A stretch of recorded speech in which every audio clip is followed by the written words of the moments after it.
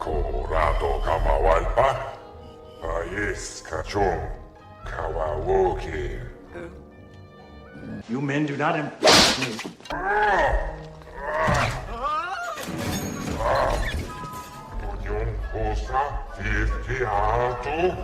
Relax.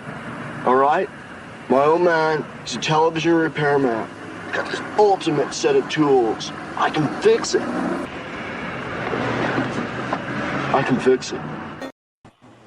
What's up, everybody, and welcome to the Steelers Sanctuary Draft Show. I've got Trent, Colin, and Bob with me today. I'm having a brain fart there. You guys ready to get after it or what?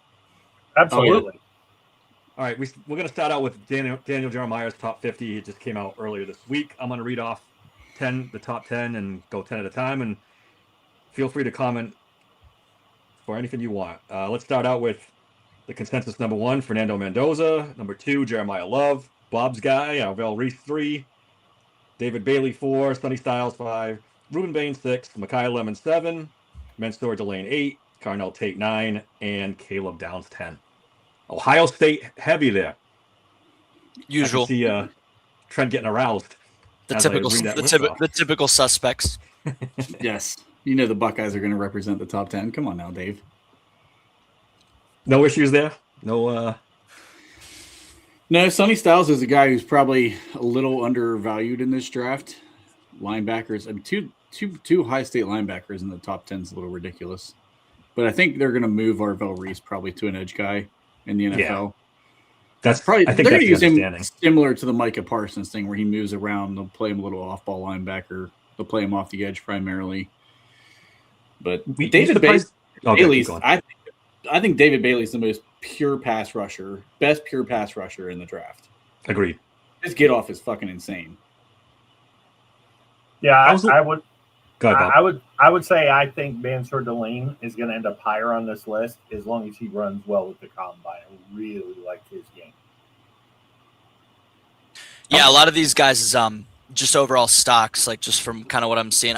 I'm not really putting much stock in Daniel Jeremiah's. I have my own, but pretty much most of the guys that I could think of, like for example, majority, I would say Arvell Reese, Jordan Tyson, David Bailey, Peter Woods, even Sonny Styles, even they're going to be pretty RAS dependent, relative athletic score, just overall combine performance. Delane as well. I totally agree, Bob. Jermod McCoy, just because of the fact that he didn't play a single snap in 2025.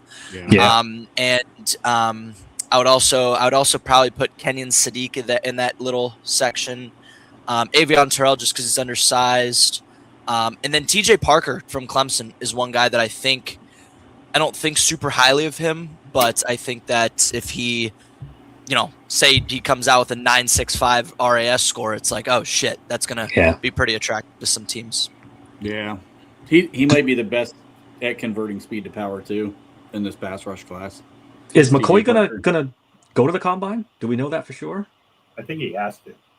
Is he ready? Yeah, is he ready? Is definitely what I'm has asking. to. Like, is he healthy enough to do the combine? Well, he tore his ACL in July, so that's close. It is. Right? Isn't it like 9 months for an ACL? Yeah, so we'll see. And then does he want to run? He'll probably wait till his pro day. Yeah, if I had to guess. All right, 11 through 20 is I'm not even gonna attempt this first name. Leon, the guard from Penn State. Spencer Fano, Francis Mayotte. I can't do his name either. Mayaga. Jerry McCoy, Jordan Tyson, Colton Hood, Cassius Howell, Akeem Messador, Emmanuel McNee Warren, who I like a lot, and Denzel Boston. Starting to get in the Steeler range here. I think McNeil Warren is a really good safety prospect.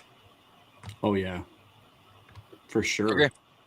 I will say I've done probably 20 mocks at this point, and I have gotten Ione or Mayaga in the first round. I'd say 17 out of the 20. Do I want to take offensive line in the first round? No, but with Sayamalo moving on, I think you almost have to. I don't pass ever. I don't pass the Miami tackle, period. I think that kid's an all-pro. I pick him. I kick Broderick inside, and I don't give it another thought.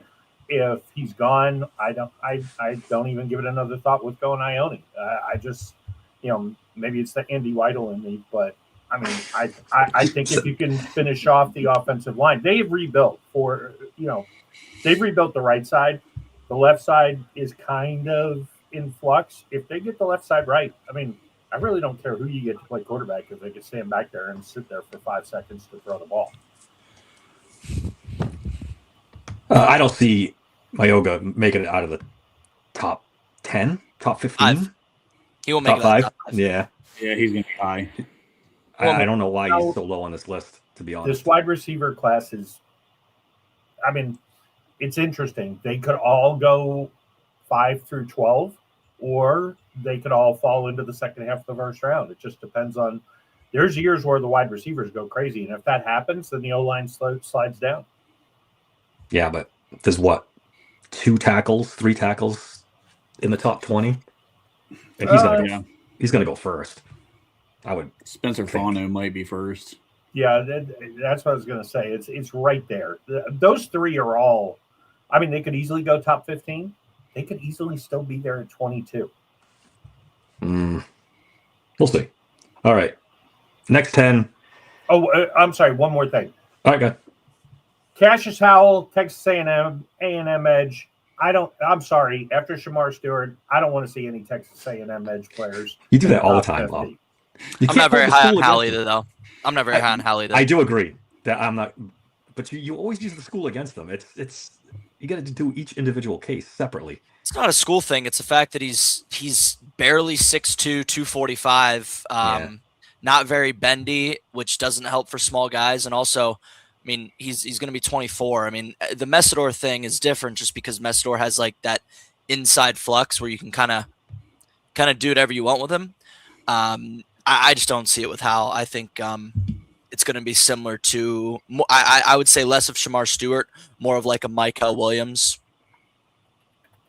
Howell doesn't have the production that some of these other guys have either. Yeah, No, he doesn't. He does not finish plays, which again, when there's other question marks when you pull up the stats. I mean, I know they don't go by stats. You're looking at what you're projecting this guy to be in the NFL, but sometimes stats matter. I'm sorry. So, I mean, on my edge rusher list, I did my top 8 yesterday, Friday night, actually. So 2 nights ago. Ruben Bain, David Bailey, who I think is just a monster. David Bailey is. Bailey's one for me. Keldrick for me too. Keldrick Falk, I think one of the better pure run defenders we've seen in a class. I think he's every ounce of Carlos Dunlap, if you guys remember him. Mm-hmm. In Cincy, Messidor 4, Cassius Howell 5, Zion Young 6 is one of my guys this year from Mizzou. He's gonna climb. TJ Parker 7, and then Derek Moore from Michigan would be my 8. Good to see you both with the Moore. I mean, Howell's just so underwhelming. 39 games, again, 6'2", 248, 26 sacks is fine. But only a 19.9% pass rush win rate and a 3.1% run stop rate. 3.1, dog. Not good. 3.1. Not ideal. The best is going to be David Bailey at 9 flat run stop rate. So I think Cassius Howell might give you a Harold Landry. Just from a size perspective, that's probably the best comp I can think of. But super high on Zion Young. All right, let's do the next group. You got Kenyon Sadiq, CJ Allen, Blake Miller, Monroe Freeling, Dylan Thieneman, Lee Hunter, Keldrick Falk, Caden Proctor, and Caleb Lomu. Anyone catch your eye in that group? Kenyon Sadiq is not going to go that low by the time the combine comes around because that kid's going to be another one of those combine athletic freaks that just tests completely off the charts. I'm hearing buzz about Monroe Freeling. He's like a Broderick Jones in the fact that he's going to probably have a really high RAS score. Didn't play a ton at Georgia. Big athletic body. Yep. Not too much to think about there. I think Caleb Lomu's higher on my list. I think he's in terms of a pure tackle, because I do really think that Maui Noah is going to move inside. I'd probably put Lomo at 2 as my pure tackles. Fine with Terrell. Proctor's at a perfect spot, late 20s, early 30s. I like Falk. I just think he's too Tyree Wilson in the fact that, or too Tyree Wilson, Trayvon Walker. If you remember those guys, just in the fact that he's just very run defense heavy, not like doesn't have a lot of tools as a pass rusher. Nope. Typical Auburn edge, TBH. Cisse, I don't know if I love the vision on Cisse. I think he's my cornerback 8 in my list. I can bring that up in a few when we actually go positionally here. Lee Hunter, I'm big on him too. And then who was the name you guys had mentioned a second ago? I'm not sure what you're talking about. Go back to 20 through 25. 20 through 25 is Sadiq was 21. Okay. CJ Allen, Blake Miller, Monroe Yeah, Freeland? Blake Miller. That's what I was going to talk about. Blake Miller. So I played against him my junior year of high school. Did you really? He went to Strongsville. I went to Jackson. We played them in a playoff game in which we did win. But he was their left tackle and monster. Just a monster human being. And that's how it is. I mean, he's a Clemson 5-star.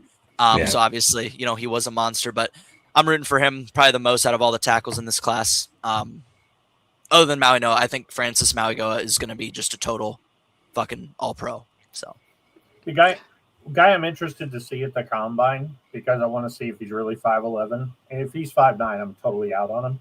If he's 5'11", that's another thing I like. I like 6 foot or better corners, and I really prefer 6'1" or better corners. But Terrell could be an interesting solution in the slot, depending on what they decide to do there with Eccles and Ramsey and all of that. All right. Yep. Let's do 31 through 40. Brandon Cisse is 31. Casey Concepcion is 32. Caden McDonald, 33. Peter Woods, 34. R. Mason Thomas, 35. Antonio Williams, 36. Christian Miller, 37. Disaster. Just a disaster. Hold on. TJ Parker, 38. Caleb Banks, 39. And Ty Simpson is 40. I'm out on Jeremiah, guys. I don't know what you see the vision with this cat, but which one are you talking about now? Well, I'll start with Brandon Cisse, not super high on. I think, again, I was just going to bring that up. Let me bring my corner list. Cisse is my cornerback 7 behind Keith Abney from Arizona State and Chris Johnson from San Diego State, in which I don't think I see either on this list, so I'm out. Number 2, Concepcion, not that great. Peter Woods, sir. Peter Woods is probably 20 spots too high or too low, or however you want to call it. Peter Woods is about the 15th best player in this class. Yeah. Antonio Williams should be in the 50s. He's kind of like that Roman Wilson kind of prospect-ish. Damn, that was a good comp on the fly. You can't get Roman Wilson off your brain. What do you mean on the fly? I think you're underselling Williams a little bit there. I mean, I think he's a little better than that. I was a Roman Wilson guy. Just want to be clear about that. I just don't think he's as high as 36. Sorry. Crucify me. No, I get it. TJ Parker's still about 10 spots too low, especially after that combine. He's going to be consensus early 20s, I would say. Trent, I think Trent agrees. I think he's going up higher, much higher. Damn, like teens. No. I'm agreeing with you. I'm saying he's going to be in the 20s range. Yeah. Banks and Woods. I don't know why I don't know why McDonald, Woods, and Banks are 33, 34, 39, respectively. I would have, I have Caleb Banks, I'll start with Peter Woods, sorry. Peter Woods, I have him as my 12. I have Banks at my 22, and I have Caden McDonald at my 24. So they're about 15 spots too low, each of them, 15 to 20. Ty Simpson is probably in the early 30s, but that's fine at 40 if you want to put him there because he'll measure in at about 6'1". And then I just don't know enough about Ian Achor, man. What is he? Arizona State, right? Arizona State. I was going to say Iowa State. But like I said, I did my tackles also on Friday night. Ian Achor is my OT9. Again, redshirt senior, just another guy who's, freaky, like, isn't he, 6'8", 340? Yeah. Just kind of obnoxious in the fact that they're just going to oversell his size. I thought Mike He's only played organized football for 3 years. Right. Yeah. And I will say the thing is, like, with him being, I think he's like African descent or something. Yep. He was a soccer and basketball player, so the overall athleticism and coordination does come at a surplus with him, which is a good thing for being 6'8", 340. But how good of a football player is he? Like, this gives me very, like, I don't know if you remember that 2021 group, but like that. Remember, like, when Jermaine Fetty, that tackle, like, just slid up boards because that athletic surplus at a monster size, and then went in the 20s in Seattle and was out of Seattle's organization in 3 years. Like, that's kind of how it feels to me. But yeah, I'm gonna be honest, Daniel Jeremiah, that was a disaster 30s. Now, let's keep in mind, this is his first top 50, and he's plugged into the league, whether you like him or not. He's plugged into the league. And yeah, dude. So is Stephen A. Smith. I don't give a fuck. It's different. It's different. I don't care. It's different. This guy's if you look at his top 50 last year and then go look at the draft, he was pretty spot on, and he usually is. Right, in March and April, not in January. Like, this is a disaster. Okay. Peter Woods, I had a 10. What is it? And that's fine. Peter Woods being Peter top 10 Woods up at perfect, 10. bro. That's fine. I think you also have to factor in positional, because we're coming off of a pretty good defensive tackle draft last year. Dog, if you don't think going in the top, it's not that I don't think he's good. I think the reason he hasn't pushed further down the list is because the needs of the top 15 aren't necessarily jiving with getting a defensive tackle. His overall, you don't think talent, defensive tackles are a fucking premium position? I got bad news for you, dog. Got bad news. I mean, I didn't say it wasn't a premium position. Open up your ears, jackass. I said that the positional value. Okay. Positional value. Defensive tackle is. If Peter Woods was on the board when the Steelers picked, I'd pick him. Okay. But because the Steelers need somebody to replace Cam Hayward long-term to pair with Derek Harmon and get another guy. But a lot of the guys in the top 10 are looking for quarterbacks and offense. So a defensive tackle getting pushed down the board after 5 were taken last year is it's not a crazy take. All right. 41. And we're off. The tackle we just talked about, Max Ionora, or whatever his name is. Anthony Hill is 42. I got to work on these names. Jadarian Price, another one of Bob's guys, 43. Mm-hmm. Chris Brazel, who I don't like, is at 44. Malachi Fields, 45. Dion Burks, 46. He went on a wide receiver run here. Jake Golday, linebacker from Cincinnati, 47. Zachariah Branch, 48. Chris Bisonidis, 49. And Chris Bell is 50. What didn't you like about that 10, Colin? Chris Brazel shouldn't be on the list. Fucking disaster, dude. Get the fuck out of here. I would agree with that. After watching him yesterday, not a fan. All right, Dion Burks.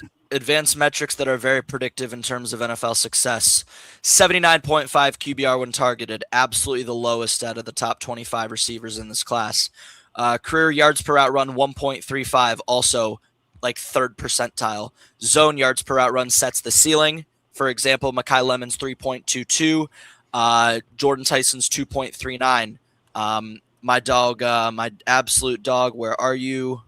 Eric McAllister's 2.63. Again, that sets the ceiling. Okay. Dion Burks is 1.23. So that's, again, just total disaster. And then the final predictive metric that I'm going to use here. Let's see. Where are you? Hold on. Sorry. Give me 1 sec. Let me find this guy. Dion Burks. Yeah, first down and TD rates 6.7 and 1.1. Sorry, dog. If you're not cutting it in college, I got bad news. Chase Mastantis being in the late 40s is good. I respect that. Brazel shouldn't be in the top 50. Malachi Fields is kind of who we wanted Keon Coleman to be, so that's fine. Yep. Golday, whatever. Yeah, Cincinnati linebacker, sure. I guess decent success clip there. Chris Bell shouldn't be in the top 50. Jadarian Price, I respect the respect there, but he's kind of if you took a step down from what Amarian Hampton was, I would say that's where you're getting in the Jadarian Price range. But whatever. What do I know? All right. Price is a nice playmaker. I don't think he gets into the first round. I think right about here is right for mid-second. Yeah. Fields is an interesting guy. Look, if Carnell Tate runs slow and Malachi Fields runs fast, I think they flip-flop. Oh, Yeah, but I don't think no way. No, not that high up. Bob. Oh, No, Malachi Fields isn't going to run fast though, right? That's his knock. Yeah. Yeah, I wouldn't be surprised if they're going to run similar. That's what I was going to say. They're going to run like identical 40s. what, late 4.5s? Something like that. Probably. Yeah. I think Tate will be in the high 4.4s. You think so? I don't. 4.47, 4.47, 4.48 range. Could be. I would say. I mean, I won't say that's impossible. If either one of these guys runs under 4.45, they immediately become the top receiver in the draft. Because guys that big who run that fast are extraordinarily rare. They're just extraordinarily rare. Tate is way more polished as a route runner than Malachi Fields, though. So he's a whole different tier than. You gotta remember, dog. I like Malachi Fields, though. Tate's 6'3", 190. He's not like crazy size.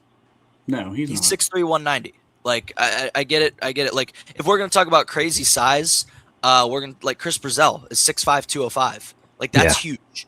And he'll run like a 4.41. So he's gonna knock out the combine. He's gonna get overrated as fuck, just like Jalen Hyatt did and Cedric Tillman did. If he didn't get hurt, Tillman was gonna be a first rounder. You know the whole gimmick with these Tennessee receivers. They just don't develop them, guys. So yeah, I'm out on that. Tree. Right. Run deep or catch a screen pass. That's basically the route pretty tree. much. Right. But, and then Branch is a disaster, but whatever. Don't even start, Colin. All right, let's do the wide receiver since we're pretty much in it now. I'll go in order of what DJ had, and then we'll anybody we're missing. We'll Can we just do ours, bro? Do yours. Go ahead, Colin. I know you got No. I want us to do ours because this. I'm sorry. Like I didn't know. We have our top 5. Trent didn't forewarn me that we were going to do the Jeremiah shit. I was not prepared for that. I don't think any one of us have a top 5 guy who's not in his top 50, though, do we? No. Well, no, he's got 11. He's got 11 fucking receivers, bro. Yeah. 1, 2, 3, 4, 5, 6, 7. Yeah, it's 11. Yeah, he does have 11 receivers. I mean, do you think that's inaccurate in the top 50? Yes. Yeah, you're probably right. Yeah. Dog, Zachariah Branch, Chris Brazell, like Dion Burks, Malachi Fields, even like, what are we doing? Anyway, I think honestly, he's a PFF convert. If you look at if you ever listen to them explain their simulator, and I use their simulator. Wait, so who I'm Fields? No, I'm talking about PFF Jeremiah. position value. They've explained this on many podcasts and radio shows over the last 3 years. It's weighted for wide receivers and quarterbacks. The more wide receivers and quarterbacks you pick, the better draft grade you get from PFF. I don't necessarily agree with it, but if you want to get a high grade on PFF, draft wide receivers and corners first. When in doubt, take their positional value. Even though I don't necessarily agree with their position. For sure. Yeah, you just kind of got to put it on a small level. I agree with you, Bob, 100%. They do overrate the fuck out of receivers. You know what they also do overrate? Edges. If you take like a little bit of an overvalued or an undervalued edge, they'll like give you an A+ automatically. Yeah, just pick their top guy at every round, and you're going to get at least an A-. So it's kind of stupid. Right. I pay no attention to their grades whatsoever. As far as when you're doing the mocks, it's like who cares if they give you an A? They don't know, you know. Yeah, just a little tip, and we're going to do a mock draft show. We just haven't figured out what night we're going to do it yet. But that being said, just a little tip: take the slider and slide over positional value, not all the way to the end, but just to the EM positional in the value. middle, right in the middle. Yeah, it gets a lot better as far as what the draft will actually look like. All right, so I'm going to share this screen here, if you would allow me to get to work on that. Yeah, it should be the plus button at the bottom. No, I shared it. If you could put it up for me. Yeah, if you could put it up for me. So this is PFF's slim board in terms of receivers. So here's my dog Tyson, Tate, Lemon, Boston at 20, right where he should be. Concepcion, Chris Bell, Jeremy Bernard, Omar Cooper. So that's these guys, if you get to Bernard on up, is in PFF's top 50. So Omar Cooper at 57 is a travesty. Elijah Surratt at 66 is a travesty. CJ Daniels at 73 is fine. But here's where you get into that strange range. Brazell at 75, Bell at 79, Branch 84, Burks 87, Williams 94, Fields 97. And then here's my dog, Eric McAllister. Look at this beauty. But yeah, so and Jacoby Lane's all the way down there, which is totally warranted, by the way. Yeah, I agree. So I just want to bring that up just to kind of give a point of like, if we're going to compare Daniel Jeremiah's top 50 to PFF, it's very inaccurate because PFF only has 7 guys in their top 50 for receivers. And a lot of them don't even coincide. I mean, Jeremy Bernard's, I don't know how Amari Cooper's not higher, but that was just kind of the point of me bringing that up. But yeah, so do you guys want to do our top 5s? I don't want to start. Yeah, top 5. I've talked too much, so you guys can go. Well, Try you do your top 5 first. Okay. My top 5 first. I had. Let me see if I remember this right. I had pulled up mine because I forgot. Yeah, I didn't have it pulled up. So I had Jordan Tyson number 1. I think that's pretty unanimous. Unless there's something in his injury history, he's the absolute number 1 in the class. Mekhi Lemon's my number 2. I love me some Mekhi Lemon. He's probably my favorite receiver in this class. Carnell Tate, number 3 for me. You know I love my Buckeyes, but I still couldn't put him number 2. He's number 2 on most lists. I just think Mekhi Lemon's a fucking playmaker, man. That kid's gonna be exceptional in the next league. Ball knower, Trent. Ball knower. Number 4, I had Denzel Boston, and I will say this.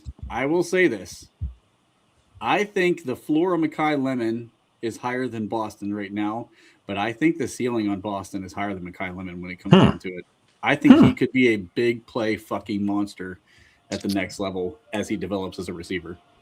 I really like that kid. Number 5 on my list, reluctantly, I put Casey Concepcion as my number 5.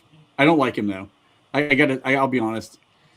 If he's at 21 and the other 4 guys are gone, I'm not going receiver in the first round because I don't see him as a number 1 type of an option or first round type of an option for me.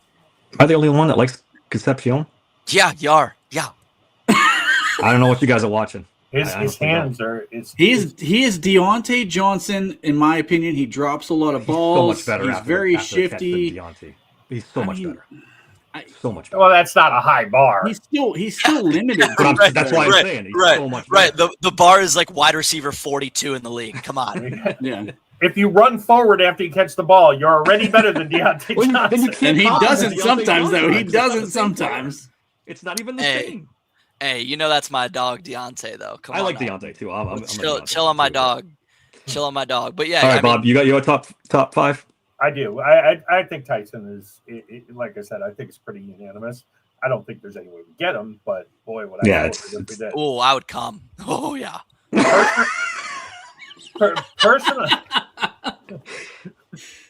Personally, I think Carnell Tate is going to run faster than advertised. And pull that up if you don't mind. Whoever. Sorry. Yeah, no problem. Appreciate it. But yeah, that's the numbers we're going to go off of here. For anybody watching and anybody in this podcast, and I know Trent's becoming an analytics guy. He's a film guy. He's a film geek, but he's going to become an analytics guy once he's done with me. But this is the real shit. Like, this is very predictive metric stuff that really does need to be looked at more.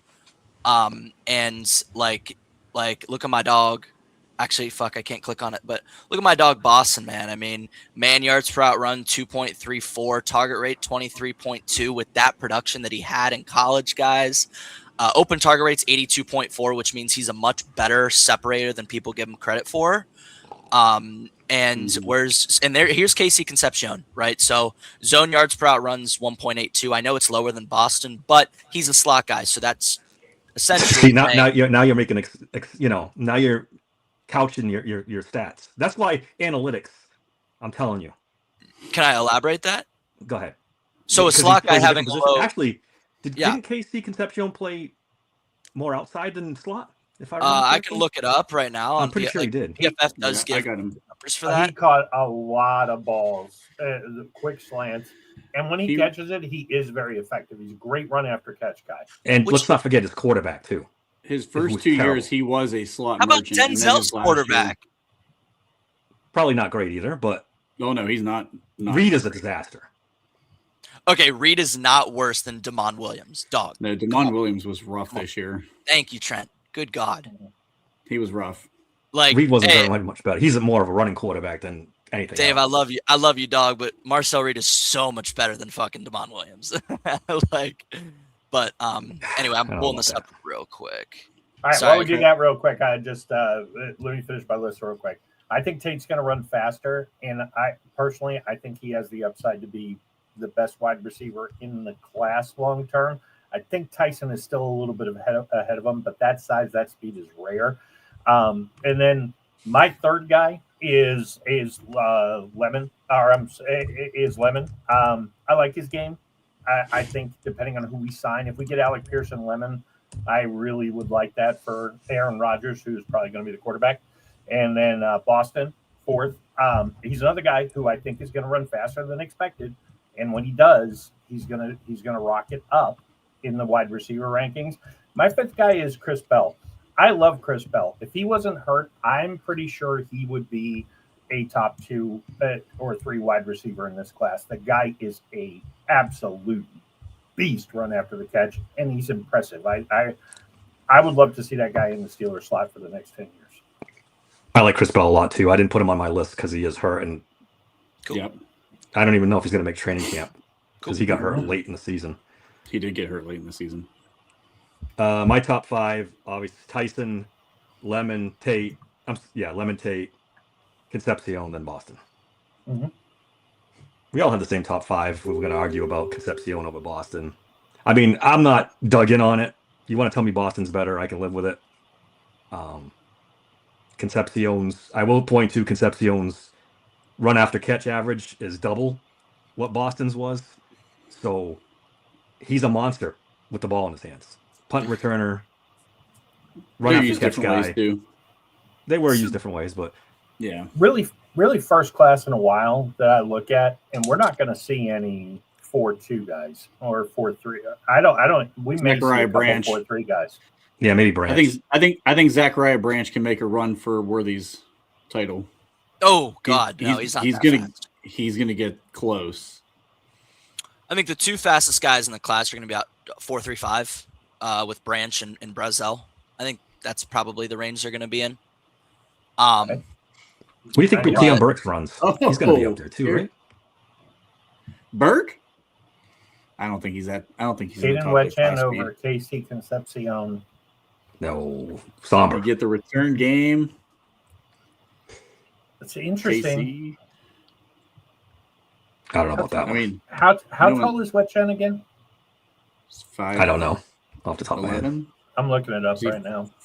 I think 5'11". I can't remember. What's Concepcion? He's 5'10", right? 5'10", 5'11". This is all same ballpark. in quotations. 5'11", 190. He's about 5'11", 190. Yeah, measured. Yep. So are you guys good? Can I go? Good. Okay, so I do kind of go batshit crazy with my stuff here. So I'm like I'll do mine, but I'll kind of give some elaboration on where they're located. So Jordan Tyson is my one. Listen, man, 6'2", 200. I think he gives you Jacoby Myers at absolute worst. CeeDee Lamb is very stylistically how he could be as a ceiling, which is incredible. He'll be about 4 or 5 flat in a 40. He's 68.3% career wide percentage, only 31.1% in the slot. So obviously that's going to be his role. 12.2 average depth of target, super high. 3.02 yards per out run against man versus 2.18 versus zone. Just both super efficient numbers, and 5.1 yards after catch per reception. So pretty good numbers there. Makai Lemon is my 2. 5'11", 195. I mean, 88.4 receiving grade. I know he's a PFF darling, and so am I. I would say he's perfectly in that like Lad McConkey, Jalen Waddle range, just in terms of pro comp. Total fucking stud. I will say what's going to probably drop him is the fact that 75.6 slot percentage versus only 22.7% wide. So that's kind of some perspective there. But he is a modern day receiver. I've seen a lot of Rashee Rice comps, but Rashee Rice is just a lot bigger and more physical in my opinion. I think Lemon will be in that like mid 4.4s range. I would say 4.46 is a good number there. But 3.29 yards per out run versus man and 3.09 versus zone yards per out run. Just so efficient, dog. Yeah, I mean, I'm just such a big fan. It's kind of cheap to put him as one of my guys, but I'm going to because he's just that fucking good. Let's see. Carnell Tate's my 3. I think he'll give you about Roma Dunze at best. That's pretty much. I gotta disagree with Bob. I don't think he has the highest ceiling. I do think he has the lowest floor in the class. Yep. He'll be about 4.48. He's very similar to Emeka Buka coming out. Yep. This crisp, clean route running. He can get deep behind you. He just with. But he's so much more big and athletic than Ibuka, though. That's kind of the one thing where. Ibuka was the shorter, more compact body style, where Tate is the length, long, rangy kind of like body style. Yeah, and it's very similar in the fact that they kind of both are in that area where it's like they probably do have the lowest floor, but their ceiling's fairly high, I guess. Didn't Ibuka run 4.4, right? That's how he got. Ibuka's faster. I think Ibuka's going to end up being a faster of the two. Yeah. Carnell Tate's just crazy. Like his body control is incredible. Yeah, and he tracks the ball very well. Yeah. He tracks the ball fucking fantastic. That's his big thing as a deep threat. He's definitely a ball hawk receiver. I would totally agree. If he runs slow, how far does he fall? Let's say he runs a 4.6. He stays inside the top. He won't run 4.6. There's a chance. That's what he's rumored to run. Is a 4.6. 4.6? Yeah. It doesn't look. I don't see that. His play speed is faster than that. But I think he goes 5.44s. I don't think he drops below 17. Even at a 4.6? Yeah. I mean, 4.6, everything else gets pushed down. Dude, that's not good for a receiver. 4.6, dog. We're talking like late teens, early 20s. Maybe not even in the first. 4.6. No, he'll go in the first. 4.6. He'll go in the first. He's guaranteed to go in the first, dog. Okay, let's say he runs 4.6 and Fields and Boston run under 4.5. Well, Boston definitely is, right? Boston's going to be. Boston is rumored to be a 4.5 guy too. I would say Boston's going to go early 4.5s, like 4.52 would be probably the number I'd have him at. I would say, and he's my wide receiver 4. Michael Pittman, I think it just screams Michael Pittman, but he just does it better. He's a lot more smooth of a route runner than Pittman was. Pittman can be very stiff. I think Boston does a really good job sinking his hips, but the one downside with Boston is he a very good separator. He's not super efficient. 2.58 yards per out run versus man, 2.20 versus zone. Still fine, but some concern there. Absolutely no chance you move him around. If Pittsburgh were to draft a guy like that, it would be DK doing all the moving. 84.4% wide, less than 15 in the slot. He's not a slot guy. No. So no chance he goes in the slot or moves at all. Concepcion's my 5. Dog. We're going to battle over Concepcion all season. We will. It's kind of a hilariously low average depth of target, 9.3. I mean, even Lemon's 10.3. So if that gives some perspective, he's 69.5% in the slot, 28.3% wide career. So he is certainly, like Trent said, a slot guy. Do last year though. Separate last year because I could be wrong, but I think he played more wide. Huh? Last year was 61% wide. Yeah, I thought so. But it's got to be a career metric, you know. Why does it have to be a career metric? Because 12 games isn't a good enough sample size. Maybe he evolved into more of an outside receiver as last year. I mean, there's all kinds of factors. Maybe they needed an outside receiver more this year. As much of a gimmick receiver as everybody else in this class. Yeah. I don't see him. He's kind of strong. Yes. Zachariah Branch is the gimmick, dog. I agree. I agree with that part. He is a gimmick receiver. Concepcion is probably a better route runner than what Branch is. But if I'm taking a gimmick guy, I want the guy that is the most explosive in the class, and that's Branch to me. When he has the ball in his hands, that kid can go the distance at any time, and Concepcion's going to run decent, but he doesn't have that next gear that Branch has. Yes, and Branch, you're going to get Branch way later in the draft than you take Concepcion. What would you say Concepcion's 40 is going to be? My guess right here that I put down was 4.45. I was just like mid 4.4s. Yeah. 4.43, 4.45, 4. Okay, good. So we're on the same page there. My comp for Casey Concepcion, low end Wan'Dale Robinson, but high end does give you like a Jaden Reed. So, he's very much a receiver he's going to be one of the more polarizing receivers in the class, and that was pretty much a guarantee. Yeah. But it's to whatever fits your eye. He doesn't fit mine. If he fits yours, that's fine. If he's a Pittsburgh, I'm not happy. So, let's talk about that a little bit. At 21. The top 3 guys are probably out. Lemon, Tate, Tyson. For sure. Gone. So now you're Tate looking will at make it past the Jets at 16, no matter what he runs, in my opinion. so No, yeah, exactly. now you're looking at that next level of guys. Is there any of them that you take in the first round? Boston. Boston, Concepcion, Boston, and just Boston. my that's sixth, it, right? Omar fucking Cooper. Just at 21? Omar Cooper. No. Let me give my insight on this. Okay. Go So ahead. my comp is going to be about Rashee Rice, Stephon Diggs, easily worth a first rounder, right? How do you think Rashee Rice? What did Rashee Rice run? Like 40? Yeah. He ran in the Let's look. 4.4s, I think. Rashee Rice, 4.3? RAS. 4.4s. So RAS score, He ran Rashee pretty Rice fast. was 4.51. Did he? Am I thinking of somebody else? 9.53 RAS. All right, I take it back. His explosion grade was 9.81. Just a I'll take demon. it back. But with Cooper, very even, 48.2% in the slot, 51.2% wide. Can move him anywhere you want. 3.15 yards per out run versus zone. Not a shocker. That's that Stephon Diggs in him. And then speaking of analytic stuff, dog, I mean, 5.1 yards, 6.3 yards after catch per reception, 30% avoided tackle rate, 30%. After the catch, you can talk about whoever you want. Omar Cooper better be at that fucking area that you're talking about him. With Conception, with Branch, with Malachi Tony, who's still in college. He is that dog. That being said, 54.5% contested catch rate at 6 foot 204, pretty damn good number. For reference, Denzel Boston's at 61.1%. He's 4 inches taller and 5 pounds heavier. There's that. Target rate only 23.4%. Career man, again, 2.44 man, 2.49 zone.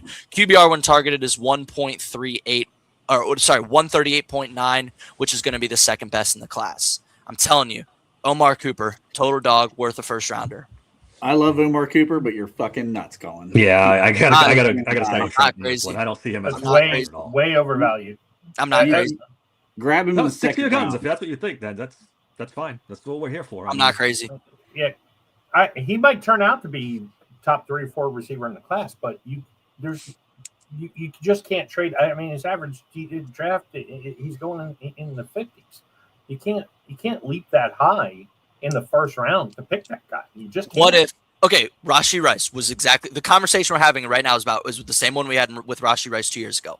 Remember that? He was going to be like in that. He's that just random kid out of Southern Methodist that we didn't know much about. Okay, super athletic grade, performed super well at the combine. Bang, he's drafted in the 30s.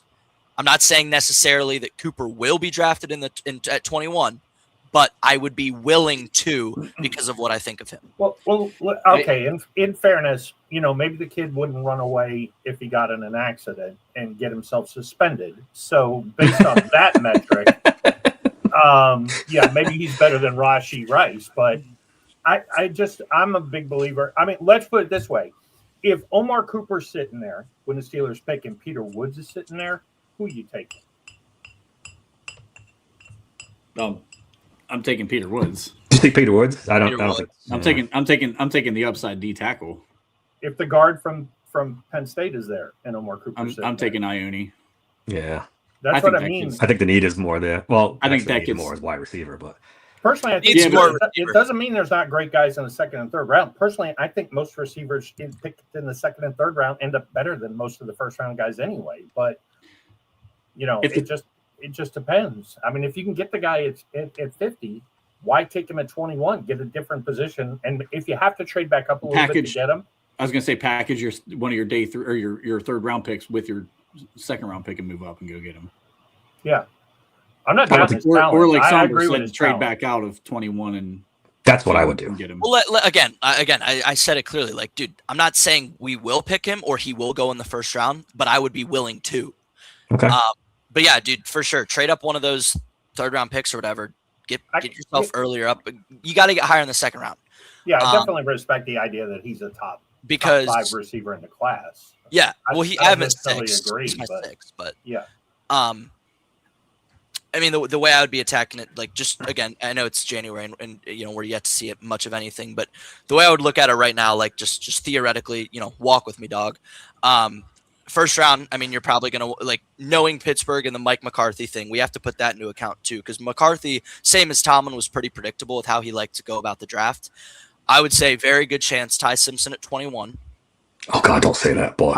Again, I'm not saying it's a good chance. He's not wrong. He's not wrong. No, it's already a conversation. Wrong. It's a very good chance it happens. What I would do personally, okay, I would trade. I would try to get 2 picks in the early second round. So we have 52. I would try to get something in the 40s. That way, realistically, just off the top of my head, you could look at the class and you could go Emmanuel McNeil-Warren at 46. Or Vega Ione's going to get – he's not going to make it past the first round. So instead of taking him, you take Emmanuel Pregnon, the guard out of Oregon, in the second round in the 40s, okay? So that essentially takes up your safety and guard need if it happens. And then you could easily get a really good receiver at 52. Omar Cooper, Elijah Surratt. I've seen reports that Denzel Boston could fall just because of we don't know how he's going to test. Just looking here, I mean I would, honest to God, I would take Skylar Bell in the 50s.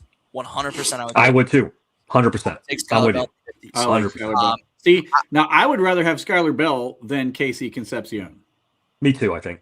Yeah. Are you talking first round, second round? Or even overall? You might be right. Just as a general receiver, if I'm picking a slot receiver in this class, I would rather have Skylar Bell than Casey Concepcion. Is Skylar Bell a slot receiver?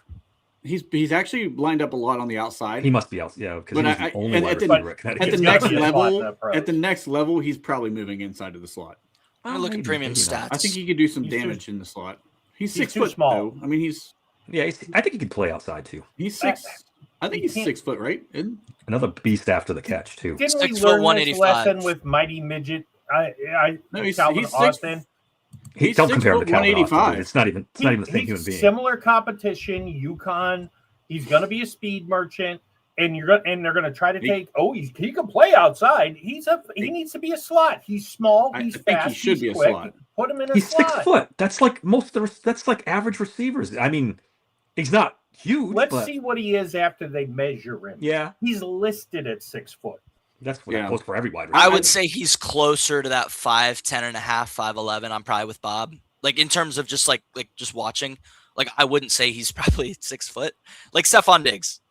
I know I keep bringing up the same guys for some reason, but an exceptional guy in the slot because blame his slot then. Shifting. He's going to be another one of those guys where he's 6 foot, but he's really like 5'0", 5'10", and I mean 7/8 or something. I think we're going to see that happen with a lot of these receivers. No, but he's this different human being than Calvin Austin. Calvin Austin's tiny. Who the hell compared him to Calvin Austin? Skylar Bell. I didn't compare Skylar Bell. I did. Look, he's 6'4". If he's 5'10", he's 1 inch taller than Calvin Austin. He's 4'4". Calvin Austin was what? 5'8", 5'7"? 5'07". 5'07". He was 5'07", 760 pounds. Yeah, that's totally different. You're talking about 25 pounds difference in weight. I get your dislike for small receivers, but DK's your big receiver. Maybe you want a smaller guy to pair with him. That's why I'm saying the slot. This kid, if I'm drafting him, he's moving to the slot because he has. I mean, what was Antonio? He has Brown, a package that we haven't had in his arsenal where he can really separate in the quick, intermediate game. Like he could be a route running guy who gets you a first down when you really need it. Antonio Brown's 5'10", by the way. 5'10". Antonio Brown was 5'10". Yeah, but we can't compare. I'm not comparing him to Antonio Brown. Roman Wilson is 5'10". Small receivers can be successful, is my point. Yeah, Roman Wilson is 5'10". How'd that fucking work out? Just wanted to put the icing on the cake by saying RAS score at the combine. Calvin Austin 5'0", so 5'7". And what did he weigh? 170 flat. Yeah, he's too small. He was a flyer in the third round. He did run a 4.32 though. That's why they drafted. That's why they drafted. And Bell is 6 foot and 185, and he could easily go to the combine and be 5'10" and 175. He looks bigger than Calvin Austin. Yeah, he looks a lot bigger than that. Antonio Brown was 5'1", so a centimeter over 5'10", 186. Yeah, and if I'm picking a slot guy, I mean, I take the kid from Alabama in the second round, Jimmy Bernard, because I think he's going to fall there, and he shouldn't. I'm not super high on Bernard. He's not I don't know. He was pretty good. I was kind of impressed. Before I started watching him, I didn't think I'd have him very high. They did a lot of funky stuff with him. He's like they used him in a lot of the same ways. I was gonna say they used him a lot of the same ways that like Deebo Samuel got used. They schemed Bernard up quite a bit. I'm curious to see what his metrics look like for measurements at the combine and stuff. Like, I could see him having like a really good RAS, but I could see him being in like that awkward 7.65, something like that. I don't think he's going to test off the charts. I don't think so either. It's probably going to be closer to like 8. If we're going to get into slots who will be available later in the draft, probably on day 3, then my man Emmanuel Coleman from Missouri. Oh, Mike LaFleur took the Cards job? Yes, just now. I just got the notification. Interesting. Somber's always breaking news on the podcast. And Kubiak's going to get the Raiders, right? Is what we're hearing. It's his job to turn down, from what I. By the way, Skylar Bell, 38% in the slot, 60% outside, on the dot. Both of those are on the dot for his career. And I get it. Well, but when you look at Connecticut's schedule, it wasn't as bad as you would think. They played some, decent. And he played good in the games where they had some competition too. It wasn't like he fell off. Like some of these small school guys, when they start playing better competition, they go down. I can't remember off the top of my head. I know the Syracuse game, he had a pretty nice game. I'm trying to think of who else he played Duke. I saw some highlights from that game. I watched a little bit of that game. Yeah, Duke. He had a nice game against Duke. Air Force, he had a good game. Army was the worst game he played. Yeah. He had a good game against Syracuse. Yeah. His best game was against CTCE. I'm assuming Connecticut. Is that Coastal Carroll? Oh, no. I thought it might have been Coastal, but that's not it. He played really well against UAB. But, I mean, UConn had a guard, Christian Haynes, go in the second round 2 years ago. So it's not blasphemy to say that this UConn kid going in the second round. Now, would I take him in the second round? Fuck no, but teach their own. No? He's probably going to be a third. I think I might. I'd go third. I think. I mean. All right. Bob's trying to get to the sleepers. No. It's okay. I added it to the stage. But I was just going to say real quick, this whole, he played good against good competition. Ever heard of Sauce Gardner? I ain't supposed to be the best cornerback. I don't think he is, but he's supposed to be the best cornerback in the NFL. Calvin Austin cooked him multiple times. And Gardner always says he's the hardest receiver to play against.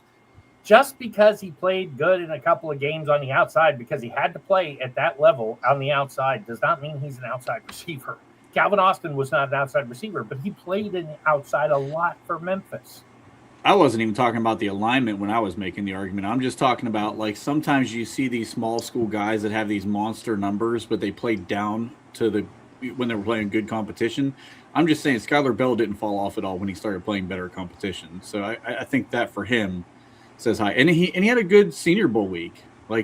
He was talked about a lot in the Senior Bowl. Yeah. He was cooking everybody in the one-on-ones. I just feel like you guys put a lot of stock into the Senior Bowl, man. I don't personally, but a lot of people do. The practice is not the game. Yeah, the practice is more than the game for sure. The game I don't even watch, to be honest. People go crazy over the fucking. Oh, this guy guy was the big hero in that game. This guy did really well in shorts, covering this other guy in shorts. All right. Who was the white receiver last year that was getting all the pub because his mother died or something last year in that Senior Bowl, and they thought he was going to be this. I can't think of his name. Derek Harmon. No, Derek Harmon. Yeah, but the Senior Bowl, people go for stories more than get wrapped up in stories a lot. And Jack Beck, that's what it is. Thank you. Yeah, there it is. Oh, actually, Jack had Beck a pretty good rookie year. It wasn't terrible. I didn't think he did. I don't think he played that much. He didn't play that much, but he was effective when he did. He was okay. He wasn't a star. He was okay. The hype train coming out of the Senior Bowl. Where did he end up? Did he end up great? Raiders. With the Raiders? Yeah, that's what I was thinking. Played a lot towards the end. And they had hold it against them. And they had no receivers, and he couldn't get on the field. Yeah, but the Raiders were a train wreck altogether. So, but that's what I'm saying, and he still couldn't get on the field. Yeah, but they were pumping him up out of the Senior Bowl last year. They were. Oh yeah, for sure. They were. He was like my wide receiver 9, and everybody else was like, "Oh, this is wide receiver 5 or 6 in the class." Shut the fuck up. Shut the fuck up. You got to watch. You have to watch these things. Anyway. Look, I'll tell you right now, if you want a slot receiver and you don't want to overpay, this is the kid right here. Kevin Coleman from Missouri. First of all, for me to put somebody under 6 feet tall on a fucking sleeper list, this kid can play. Go watch the tape from the Georgia game. All the rumors are out from the Alan Saunders pumped him up big time this week on Pittsburgh radio, saying this kid has an amazing catch radius. He works the middle of the field. Man, playing against Georgia, he had 8 catches, and every one of those fuckers was over the middle. He's got nice, and you can get this kid in the 4th and 5th round. This is a guy I would target. I would go for the big receiver early, and this is a guy I maybe come back to, assuming we don't go get a free agent. Now, if we go get Alec Pierce, yeah, do what you got to do. Go get Lemon and one of these premier slot guys. I had no problem there. But if you're going to double up in the rookie class, get the big guy first. Get this kid late. Alan Saunders told us Shedeur Sanders was going to be a good quarterback, so take it with a grain of salt.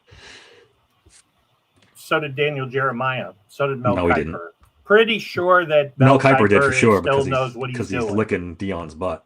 But Dude, Mel yeah, Kiper. He's only been doing it 50 years. What the fuck does he know? yeah, but he was biased on that one, and you know it. He's so far up Dion's butt, it's not even funny. I'm sorry. Did Jackson Dart make the Pro Bowl? We're not turning this into an Oh, good God. Jesus Christ, Bob. I won. just He made telling the you Pro facts. Bowl. I won. Did you see the clip where Deion Sanders was like pumping that up like it was a big deal? My son made the Pro Bowl in the first year. Even I didn't do that. Get the fuck out of here. Please get the fuck out of here with that shit.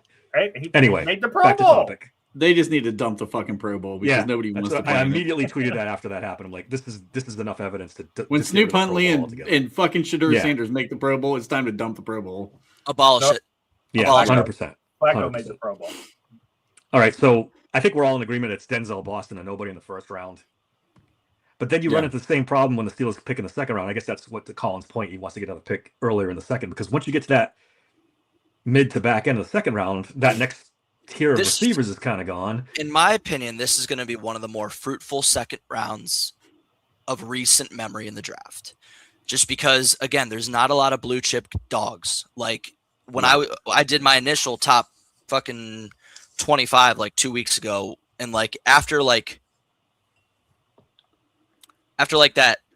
Jermod McCoy, Mansour Delane, Keldrick Falk vicinity, it got really tough. Like essentially after 15, going from like the 15 to 40 is really tough because that's where the majority of the fruit's going to be. So the second round is going to be super fruitful. I think right now we should do everything we can to get 2 or 3 second round picks. If you could trade out of the first round. No, you can't do that. No, I wouldn't trade out of the first round. Package your third round picks and move up. Yeah. I would package 2 of our third round picks and try to get something in the 50s or in the 40s. Hear me out. If you could trade out of the first round and pick up a first rounder next year and then extra, I'm doing that. I'm getting all my draft capital I possibly can for 27. That's my plan if I'm the Steelers. You're forgetting one thing. The draft. You could. What is it? You're forgetting one thing. The draft's in Pittsburgh. Yeah, that's the other thing. I don't think they would, but I don't think it's what you're saying is definitely a good idea, Dave. Like, please don't put that in the atmosphere, it's man. not going I know to you're be right, but don't do it. It's going to be Ty Simpson. Don't do it, man. No way in hell. After the I know we're doing wide receivers, but let's talk about Ty Simpson. You like Ty Simpson, don't you, Colin? Colin loves Ty Simpson. I just don't see it, man. I like me some Ty Simpson, baby. Yeah, hold on. I did my quarterbacks as well. By the way, quarterback class is fucking embarrassing. It is awful. It's horrible. Embarrassing. It's truly it's a travesty to the beautiful in the first round. It's a travesty to the beautiful sport. I agree with you. I agree with you. All right, so Ty Simpson, gamer, by the way. No, gamer. He's fucking not. He's not a gamer. He's balling his fucking eyes out in the playoffs. He's a gamer. Anyway, go ahead. He's a gamer. He's a gamer. He's a gamer. What? Right. Oh, he plays Call of Duty? That didn't work out for Kyler Murray. Okay, Kyler Murray coming out was a pretty sought-after prospect. Yeah, how'd that work out? He's had a few good years. Anyway. Anyway, all right. My man. Somber. Good, Colin. Good. You're yeah, give us your spiel for Let's hear the Ty Simpson thing, because I got your comp for Ty Simpson. I've already thrown it out there before. Hold on, I'm muting myself. Ty Simpson, 6'2", 208, senior. Is he 6'2"? Right off the bat, I'm taking. He'll measure out like 6'0", 1'6" or something, 6'0", 1'7". Okay. 92.9 intermediate grade is huge. Layers throws super well. I think he's definitely has adequate arm strength, not superior, but he's got adequate arm strength. Can we agree? He does a good job layering throws. He does a good job throwing with anticipation on the second level. Can we all agree on that? Okay. Yeah. Okay. Deep throws, 90.1 overall grading. Not a super high completion percentage. Part of that, drops. Super high drop rate. Number 2, I think the timing was off. I think the timing was overall just off in that offense when you don't have a good run game, not a lot of play action. Don't really have too many guys. You only have one guy really with Jeremy Bernard who could really work the middle of the field. Even then, it's subpar. So that's why the timing was off on a lot of the deep stuff. When Trent's going to watch the film, obviously, I know it. He's going to question, hey, the timing on the deep stuff is way off. There's reasons for that. You have to give him grace. Again, not a lot of guys can work the middle of the field. Absolutely no run game. Play action was off. The interior offensive line is a horrible job in protection. It'll come with snaps. Okay. 8.6 average depth of target, fine, whatever. 7.5 yards per attempt, fine, whatever. 18.3% pressure to sack percentage, which isn't awful, but again, it's got to get worked on. And a lot of that's going to come with snaps. Just overall, just needs the snaps. Didn't get a lot of it because he only played 15 games. My comp for him would be like a smaller Sam Darnold or a Baker Mayfield, kind of a mixture of the two. With quarterbacks, I don't like setting guys on one single comp because it's not fair to them. I like doing a thing where I call it the bastard child method. So I put in 2 guys that I think he's the bastard child of Sam Darnold and Baker Mayfield. That is my spiel. Please let me hear it. That's my spiel. All right. Here's my bastard child of Kenny Pickett and Nathan Peterman. Jesus Christ, Bob. It's just not fair. But and I'm being kind. I wouldn't put that on many people. I'm going to give you a comp here, Colin, just for a second, in the trajectory of their careers. Are you ready for this? Mitch Trubisky came out of the gates super fucking hot, 1-year guy, didn't have a lot to go back off of. I think Ty Simpson reads and diagnoses the film or the field, better than what Mitch did. But Mitch also didn't have much of a running game in North Carolina that last year he was there. I just think that Ty Simpson, of all of the guys who should have stayed in college, Ty Simpson was a guy who probably would have benefited the most. Because that school would have gotten him a running game this next year, and he would have had a much better chance of success.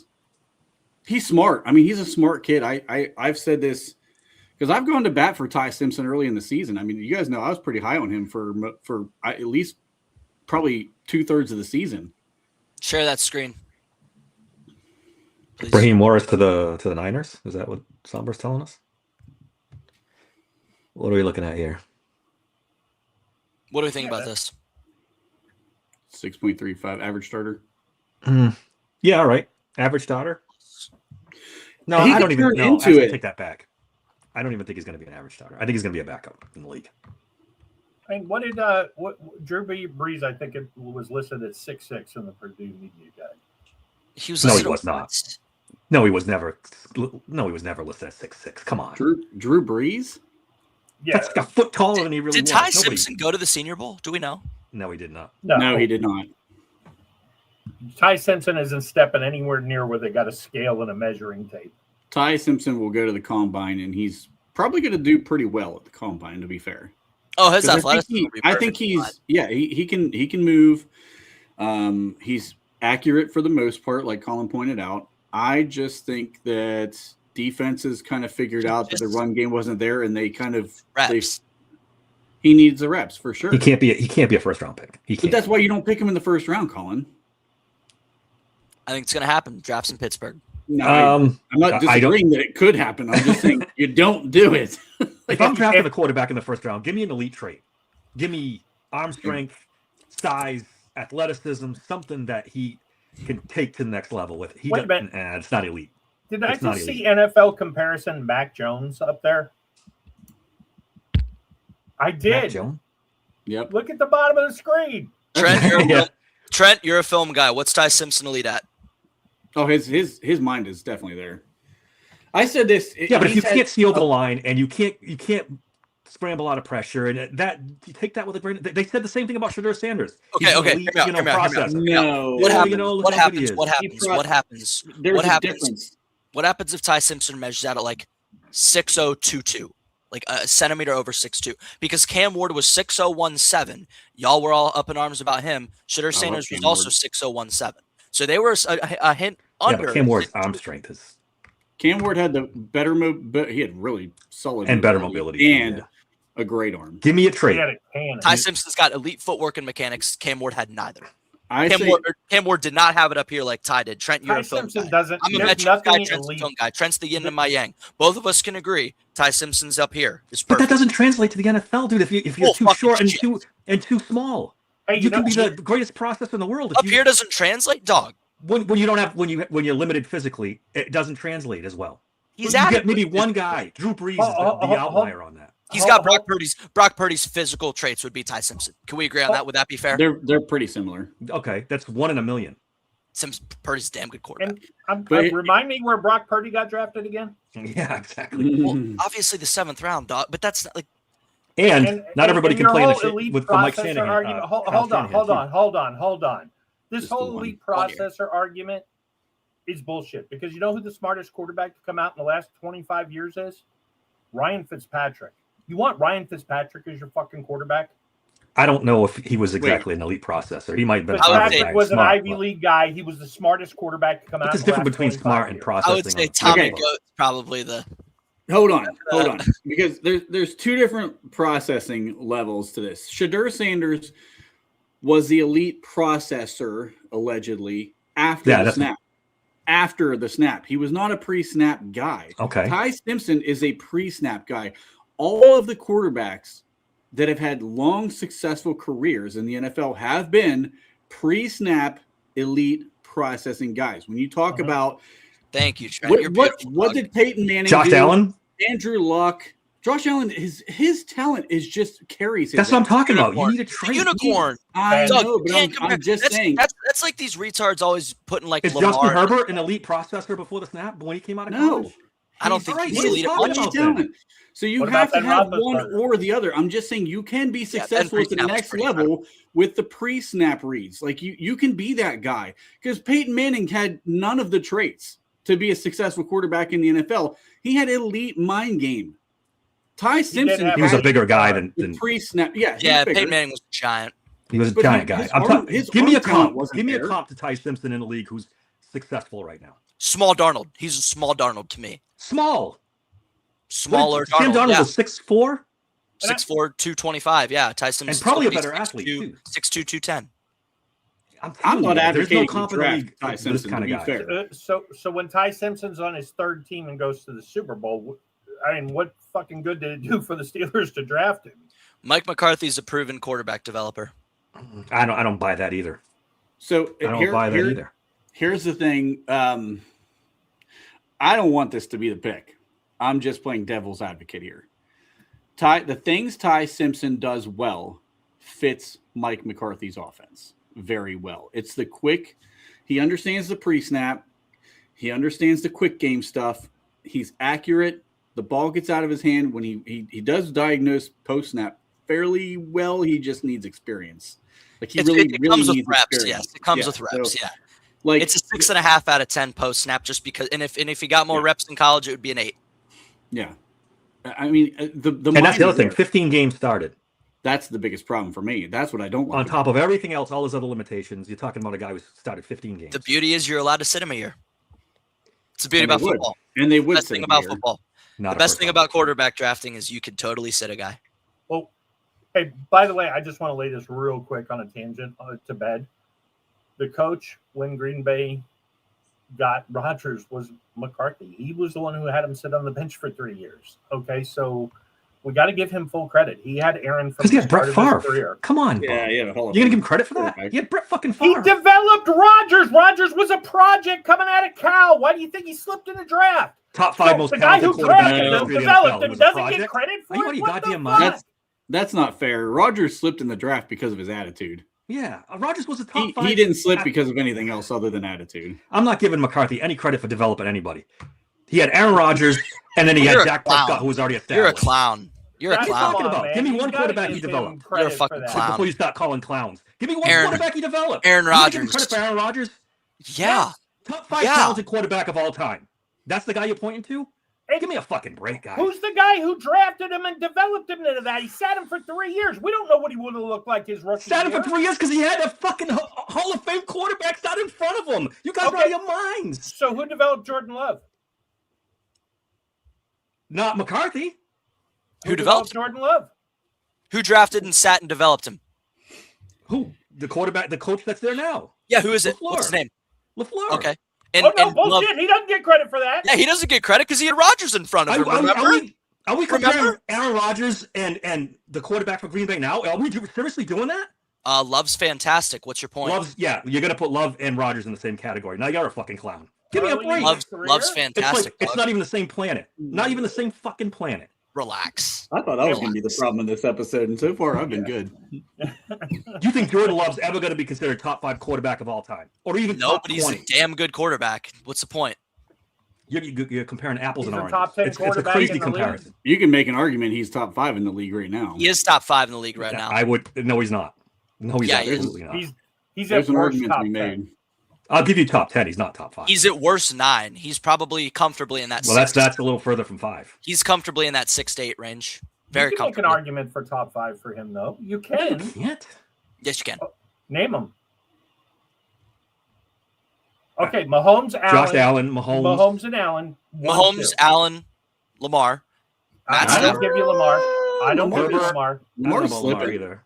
Hold on. I'm I got to pull up the quarterback list because you guys are already mine. Last year, I would give you Lamar. In all fairness, Colin, last year I would give you Lamar. After this season, no. Before I the don't give you season. Lamar. I actually did a Before little the season. project that I'm going to have to release on Twitter very soon. But so this is essentially a composite metrics chart of different things, different advanced metrics that are very important in today's league.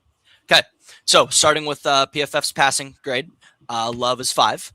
I PFSN, can't do the metrics thing with you. PFSN's impact metric, Love is 4. Adjusted EPA per play, Love is 2. PFR does a composite metric scores, like their advanced passing thing that they have. They do 6. They compile 6 and do a composite score. You can find it on SF49ers data on Twitter. His If stuff. we play games on computers, he'd be fantastic. Yeah, championships are won on spreadsheets, dog. Welcome to 2026. Out of curiosity, out of curiosity, anybody want to give some sleeper wide receiver picks in this episode before we fucking? I get mine. Let him finish. Let him finish. Let him finish. Bob got No, one I'm in. good. I'm good. He's second there. A stat that we've used for a long time. QBR, he's second. QBR, we've used that. Is that too advanced for you? Passer rating, he's 4th. I don't know if that's too advanced either. And then EPA plus CPOE composite, he's 3rd. So yeah, I would say he's Alphabet definitely top 5. He's not top 5. He's absolutely not top 5. And just to clarify for Tyrone, who said we're saying he's A-Rod level. We're not. A-Rod level for the first 5 years of his career starting. Yeah, there's a comparison to be made. Love's I'd have to go back and look at that. The guy 'cause I don't know about that. Love's either. numbers are on a better track than Rodgers and Favre for their first 3 years starting. By the way, I hate comparing that stuff though because Yeah, it's crazy. Because it's a different different Compare those game. guys. Those are the 2 first ballot Hall of Fame guys. You're putting Jordan Love in that category? well, can't based on his do it. first 3 years as a He's starter, on- he's on that track. I just think that's Holy crap. you can't go comparing Holy crap. 20 years ago to now. It's just a That's a whole nother argument Well, too, yeah. championships are won on spreadsheets, dog. It's 2026. Well, We you can all get- agree on No, that. they're not. Somber, No. I'm doing my best. I'm trying to rein this back into the wide All right, receiver. let's do our sleeper. Go ahead, Trent. You do your sleeper wide receiver.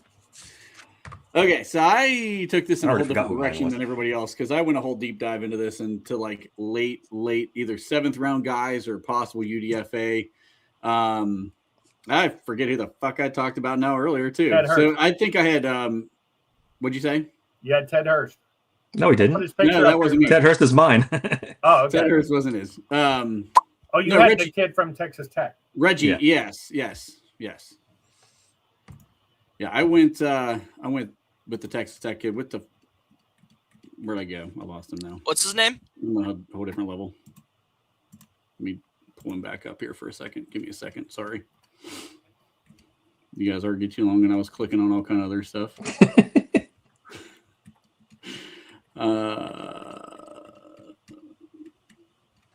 Reggie Virgil, Texas Tech, 6'3", 195. He's not going to run and test out that well, I don't think. He's a guy that is kind of interesting to me because I think he could be a possession receiver at the next level.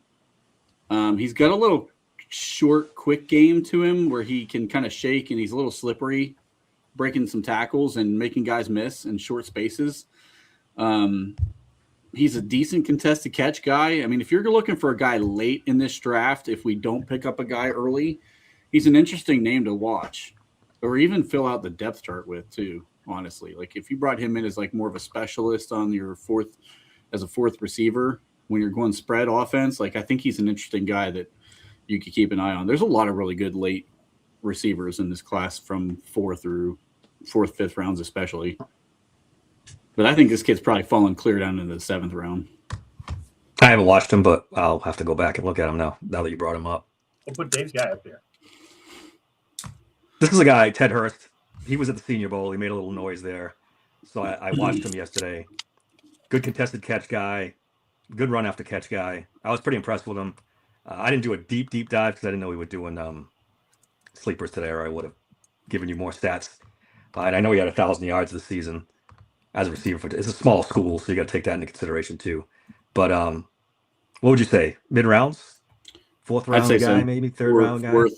I'd say he's going to squeeze into the 4th round probably. He's 6'3", 195 also. He had a yard under 1,000 this year, 996 yards last season, averaged 14.1 this season, 17.2 the last season. Yeah. 6 touchdowns. He's an impressive guy on tape. 7 drops, so that's an issue for him. A little concerning. But, I mean, if you're talking about late round flyers, I mean, there's other receivers that's had drop issues that turned out to be okay. Yeah, honestly, that's one of the big things I look at now. And it's probably the scarring from Deontay Johnson. Although, in fairness... the drop thing? Well, in fairness to Deontay, if you take away his rookie year, he was actually pretty good not dropping the ball. But always at the wrong time. Always the one time you can't afford to drop, Deontay would drop the fucking ball. So, overall, did he drop it a lot?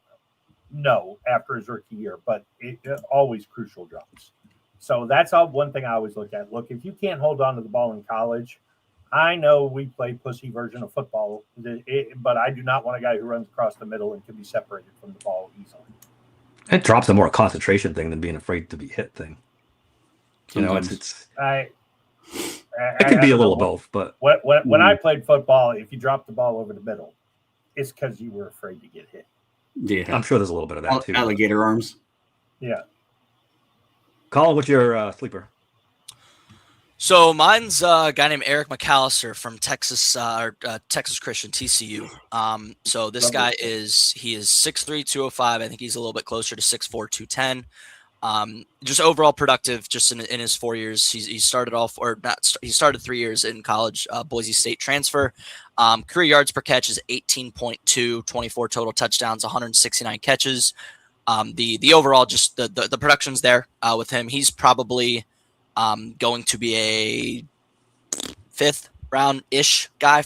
I think he's going to be closer to the 4th round. And I think Pittsburgh should be all over it. But just from a predictive metric standpoint, dude, 7.4 yards after catch per reception is 2nd in the class to Zachariah Branch, of course. Avoided tackle rate of 29.8%, which is just monstrous. That's in the Mekhi Lemon, Omar Cooper, Zachariah Branch area. 4.0 yards per out run versus man with 2.63 versus zone. Both very efficient. QBR when targeted is about 108.7. So predictive metrics are just there with him. And again, he's just a big body. Now, again, he's not really what Pittsburgh needs, just in the fact that he is another 6'4" physical freak, deep threat with a huge catch radius. So a lot of yards after catch like DK was. He's probably a step down version of what DK was coming out of Ole Miss. So guys like that are kind of my guys. Definitely less of a Greek god figure than DK is, but yeah, one of my guys. And then he's not going to make it onto a poster in your shower, is what you're saying. He's not going to get a poster on the ceiling like DK does, but oh my god, definitely one of my guys. But I actually have 4. I'm not going to go into crazy like I did with McAllister, but I like Ted Hurst a lot too. He's on my list. Cameron Dorner from North Texas is on that list, and then Skylar Bell is on that list as well. So. Love Skylar Bell. What about? Let me ask. Let's throw out some kind of random names here because like there's some interesting names that he's got up on this. What about Jazon Stribling? Stribling's the guy we should bring up. Yeah. Let's talk about Stribling for a minute because that dude fun. gives me Mike Wallace vibes. Like, I mean, everything about him just gives me Mike Wallace comp. Like, same school in college, the build is the same, the speed is the same, pretty close. I would say. Would you take another Mike Wallace on this team? I would. Fuck yeah, dude. That's what I'm saying. I really 100%. like him. If you don't get your receiver in the early part of this draft and you're looking in the third round at a guy, Stribling's is absolutely a guy I would like to go grab. One thing I will say is that if you look at the history of McCarthy, he hits in the second round big time with wide receiver picks. And the guys he's picked are all from smaller schools. Devontae was Fresno State. Greg Jennings was Western Michigan. Jordy Nelson was Kansas State, LOL. Yeah, and then, which, arguably at the time they picked him was, every once in a while they were good. But, big conference, not a great track record in the conference. And kind of like TCU. Yeah, no, I like him. The only thing I think he becomes redundant if they sign Alec Pierce, though. That's my only. You think they're going to sign Alec Pierce? Yeah, I'm not so sure. I'd I'd like to see him. I think he's going to stay in Indianapolis. No, I think they're going to try to keep him. Yeah, I mean, they're going all in on Daniel Jones, so yeah, they'd be stupid not to keep him. Yeah, I think Dobbs is the free agent that we can all agree is going to probably be the Pittsburgh guy. No, which I would love. Dobbs, That's my number one target. Yeah, Romeo Dobbs. Yeah. He feels like a Chief too, unfortunately. Yeah. Watch out for the kid from North Dakota State in the second, maybe third round. Bryce Lance? I was gonna bring Lance. his name up He was on my list too. Yeah. Bryce Lance was another one I had on. Is that Trey Lance's brother, right? Correct? No. I don't know. I thought it was. I think he is, but remember that Christian Watson has had a lot of success for them. Same school in Green Bay. McCarthy is not that far removed from the Green Bay process. I would not be surprised to say I would not pick him in the first. I don't even know if I'd pick him in the second. No. Yeah, he's not a first round guy, but he's probably another fourth round guy right now. Bryce Lance's metrics are pretty fucking dope, dogs. They're off the charts. They're pretty dope. He's going to be a key, like Carnell Lake, is going to be a big key how he runs. He's got the 6'3", 209. He runs like a deer, dude. I mean, if you watch his highlights and stuff, he runs like a deer. 162.2 QBR when targeted is the highest in the class. Wow. But in fairness, he's playing Division II football. Yeah, but stuff like that kind of translates. Like the QBR, yards per out run. Yards per out run translates. It translated for Watson. I'm not saying that's the right school. If you're going to go get a guy from Division II, North Dakota State's a really good school to do it. But he's also rumored to run in the high 4.5s, 4.6s. I know on tape it doesn't look like it, but I was going to say it doesn't look like it at all. He's going to run slow. No, I don't. Well, it doesn't look like he will. At least you're right. Yeah. And 4.6. Summer brought up drops 3. He hit 3 this year, so he's kind of in that category. But contested catch rate 66.7. Yeah. Oh, dude, he's got a huge catch radius too. That's ridiculous. And he had an insane one-handed catch against I can't remember what team it was. It was an insane one-handed catch. He's an interesting guy. Shit like that translates, bro. If the wide receiver room is DK Doubs and this kid, that's not bad. That's not bad. I will say, like, my fear with Bryce Lance is it's very similar to like that Xavier Hutchinson range. Who? Arguably down the stretch was as good or better than any receiver. Very similar to Xavier Hutchinson, and especially if Lance does run that about 4.6-ish 40, you're getting real close to Xavier Hutchinson. I can't see him running the 4.6. Yeah, I don't know. Didn't look 4.6 from what I saw. No, he has a long stride though. Sometimes those guys have trouble coming out of the blocks. Maybe it's That I mean, dude, DK's got a long stride too. Yeah, but His 10-yard split is fucking disgusting, bro. Tyrone brings up Lane from USC. He's going to be slow. He's going to run slow. I will never get destroyed at the Senior Bowl. Yeah. Destroyed. I'm sorry, dog. I will just never be on the Jacoby Lane train. I won't. Yeah. I refuse to do it. It's the casual pick. It really is. Like all the casuals on Twitter and shit are like, "Yeah, this Jacoby Lane guy is sick, bro." Not really. Yeah, I don't see it either. I got bad news. I mean, his predictive metrics suck. I mean, let's just I see a little juju in him. But I low rank.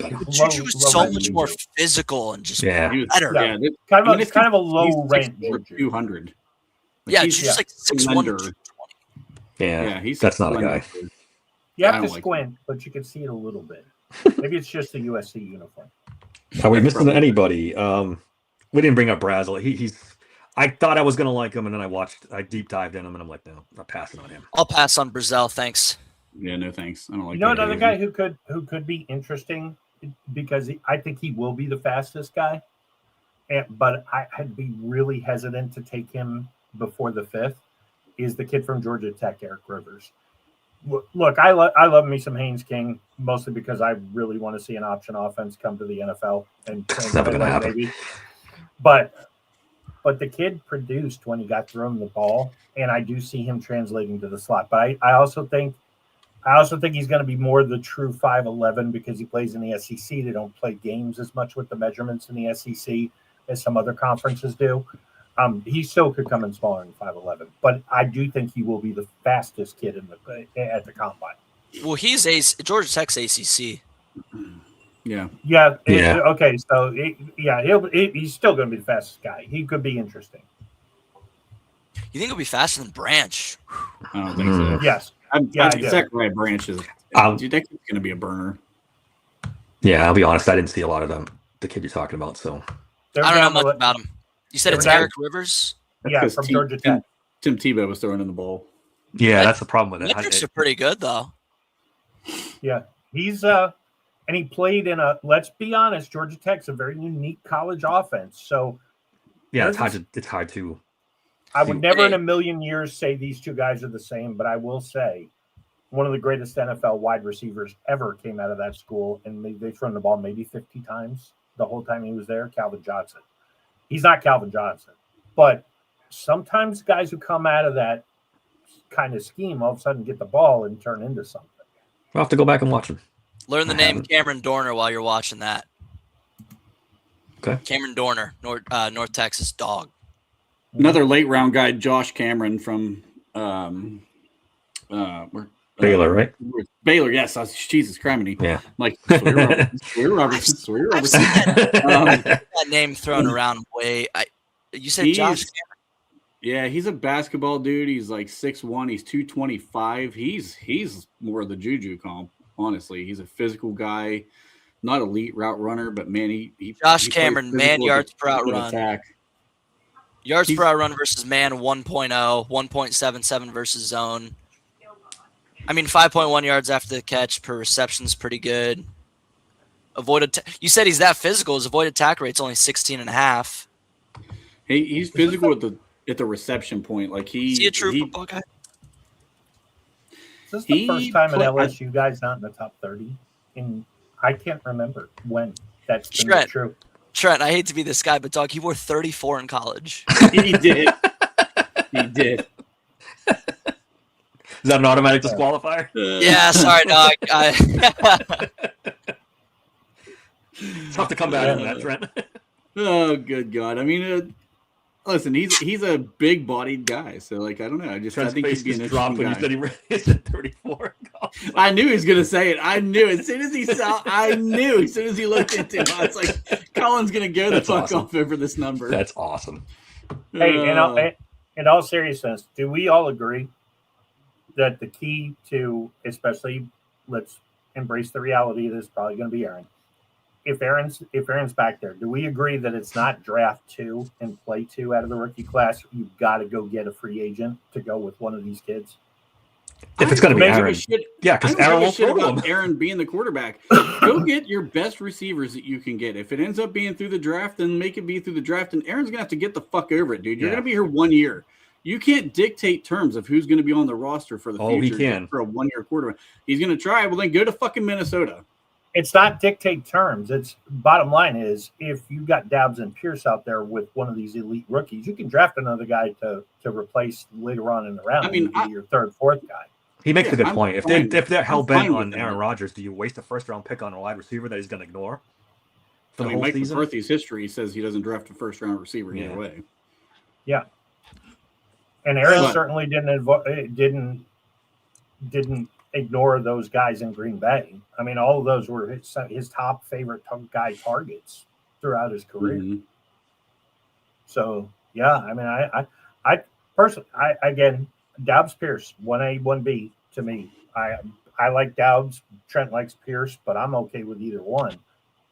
And then one of these guys in the second round, man, I wouldn't hate- cooking. I wouldn't hate maybe if we even looked after a guy like Juwan Jennings or Christian Kirk. I didn't add Jawan Jennings to my list because when we did the free agent War Room show, just because I don't think he gets out of San Francisco. Probably true. Yeah. I don't think he's getting out of San Francisco. And when I looked up, if you want to look at advanced metrics, go look at fucking Christian Kirk. You'll change your mind on that real fucking quick. Because I had him on the War Room episode and I deleted all his shit and went back and ended up doing somebody else. Well, His I was metrics- just I was just looking at these just like the list of free agents. There's The a QB clear or- 1A 1B in the free agent. Yeah. Yeah. Yes, Who for Pickens sure. is one. Well, Well, Pickens. one. Pickens Yeah, ain't you, coming back. yeah, 2A, 2B, because yeah, Pickens is one. Pickens ain't but- coming here. Yeah, that's the thing. Pickens doesn't come in here, so And if he gets signed by anybody good, I'll be shocked. Would can you sign a go- Rashid? Would you sign a Rashid Shaheed type player? He was my our third one choice. was in. I would. Yeah. Who was your guys' list? Let me hear it. Dobbs, Pierce, Pierce. and Shaheed. We did three players. Oh, You three. could- That's it. Yeah, I didn't think Mike Evans. I think he's going to want to retire a buck. I can't see him getting. He's gonna Yeah, go Super Bowl like, chasing if there. not, and he's not. gonna go Jawan Pittsburgh. Jennings. I thought Jawan Jennings really fits what Mike McCarthy wants in a receiver, but I don't think he gets out of San Francisco. And then it gets to be a real slippery slope after that of free agent targets. So Shaheed was kind of that next guy that I thought fit the list. I don't like him, but I mean he brings versatility in the return game. So both Does Shaheed sides- stay in Seattle? They kind of like him there, right? He probably ends up. Barely fucking used him. It was weird. It was a weird little spot he was in. Yeah. There's a couple. Who did we have for the trade? We talked about AJ Brown. Oh yeah, because we were making fun that if Dave was watching it, he would Oh jerk boy, off to it. So we had AJ Brown, Tyreek Hill. I'm out on Tyreek Hill. That ship has sailed. I'm out. I Bob think is in frozen. the McCarthy. Somebody's got to be offense. frozen at least once on the podcast, Bob. or it's not. So today was receivers. What's next, boys? For Probably draft corner. stuff. Corner probably. Trent knows this is my shit. Corner, Corner buddy. would probably be next. Corner next round. I think I'm unfrozen. Am I unfrozen? Yeah, you're You frozen. you are unfrozen. What's Okay. a bigger need, corner or safety? I would argue safety I would argue safety as well. Well, because not the really. thing is, like, we don't want Ramsey coming back. Deshaun Elliott's going to be 30 with an extended injury history. With an injury, yeah. With an extended injury history, Kyle Duggar sucked down the stretch. He's on a void year anyway. He's gone, Yeah, he's gonna be gone. Killebrew's not even a safety, whether or not No. he's even back he's, next and year. he's a free agent. He'll probably retire. But Is that we don't worse? You have have a- James we don't- Pierre and We don't even have a JPJ as starting starters, eh? pair. No, What's the safety Pierre's free a agent? free agent too. market Who? look like? Give me a sec. Pierre. Who's- Pierre's a free agent too. I'd be Pierre's surprised a if. free agent. I don't know. Pierre will get Here's- resigned. Here's the list we had up during the draft, during the war room for the free Get agent. Keon Coleman off my screen, please. You can Brandon get him Ayuk. very, very, very cheap.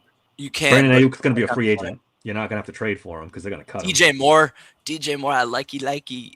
I think everybody in this thing knows how much I like DJ Moore, but Derek Bell would flip his shit. Yeah. He doesn't like I- DJ Moore. Trent, you're a DB guy, right? About you, Dave? Are you guys DB fans? I like He's good. He's I good. like Derek Bell. He definitely grinds tape. Yeah, he Sure. fucking hates DJ Moore.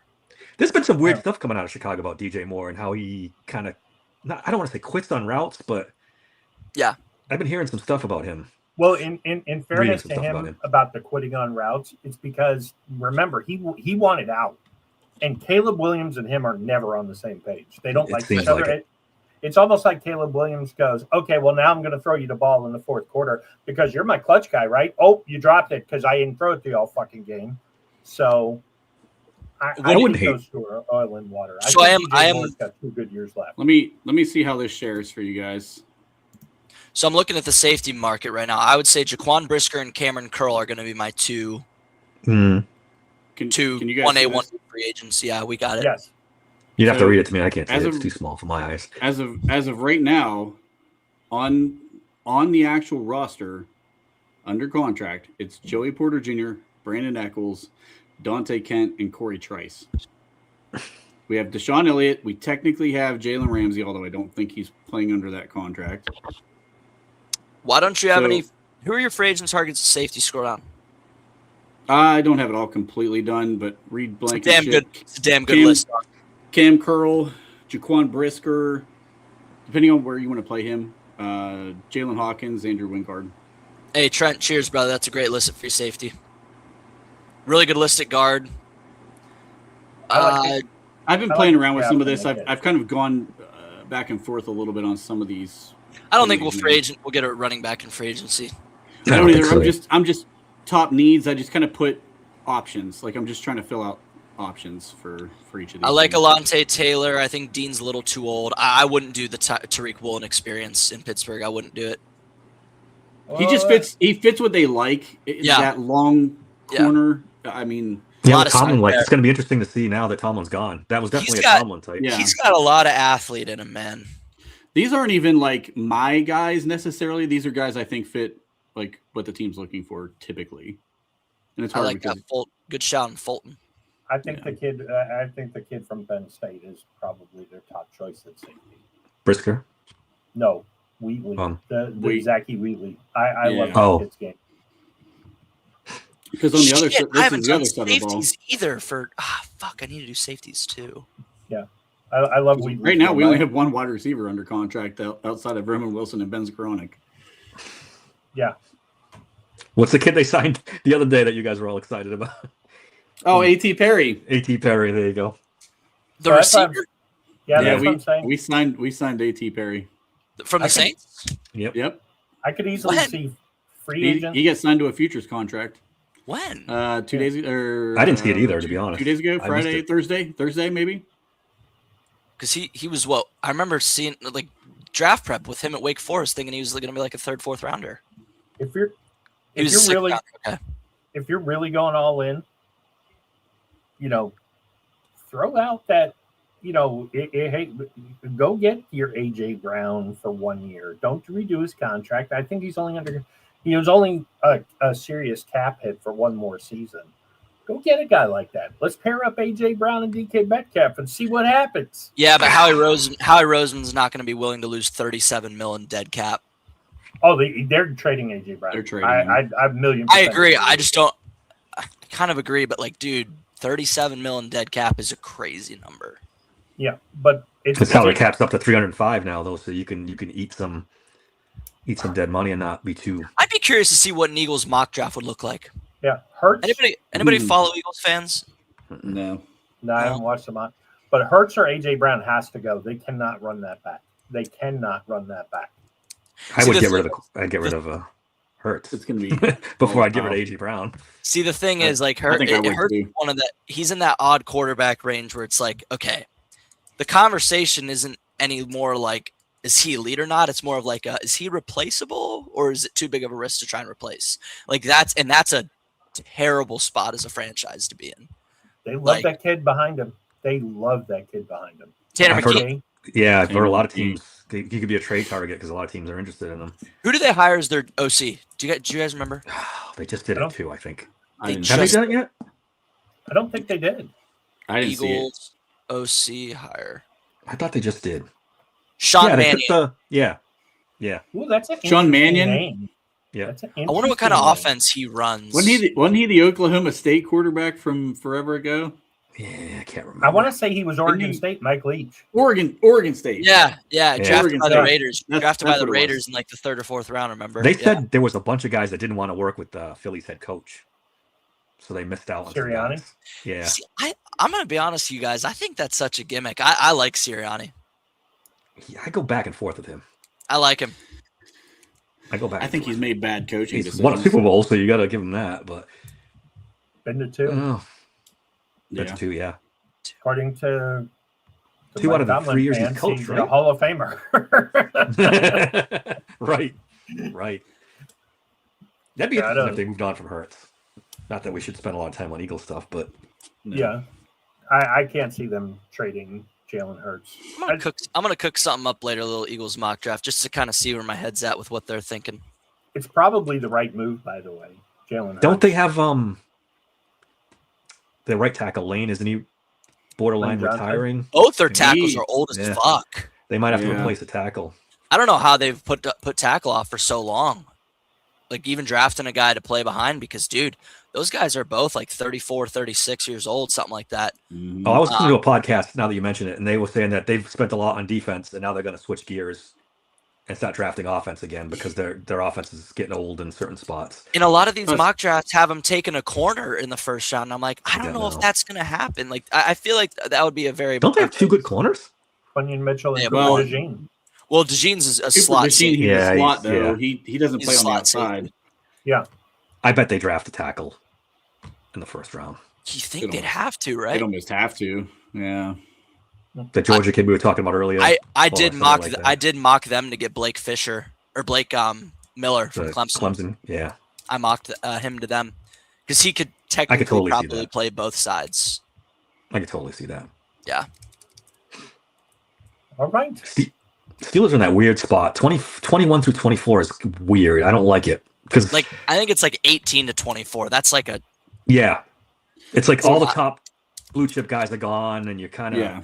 you could probably You're get true. the same value in the second round than you get in that. It's weird. you want to be I like in the don't like you, it. you want to be like in the top 12 or in like the final 6 or 7. Yes. Yeah. And Yeah, it seems 'cause like every like- fucking year we're in this goddamn no-go zone. I mean, most of the classes have maybe 14 true first round Yeah. grades, Mhm. and then beyond that, it's second round guys anyway, and you're taking the best of the bunch. They got to start trading down more. They have to. How many blue They- chips are there in this class? This one feels like there's less than normal. Is there 10? Is there 10? I don't know Blue if there's chips? 10, Dave. No. I mean, that's what I'm asking. I don't know if there is 10 or not. I don't. Love, Downs, Maui Noah. Mayaga. I'd put Peter Yeah, Woods in that It's category. it's actually pronounced. I think it's pronounced Maui Goa, Maui Noah, something like that. Maui Oh, Noah. okay. That's why I've heard it. Maui, pronounced yeah, Maui Noah. yeah. Peter Arvo Woods. Reese. Would you Arvo say Reese Woods is is in the that blue chip? category. Are we sure Woods is the blue chip? Yeah, are we positive? I think that he's think no the talent's Jalen there. Carter. He's no Jalen Carter. No, well, One I mean, quarterback. Jalen Carter should have been the number 1 pick in that draft. The only reason he wasn't because he got in trouble. He's a, yeah.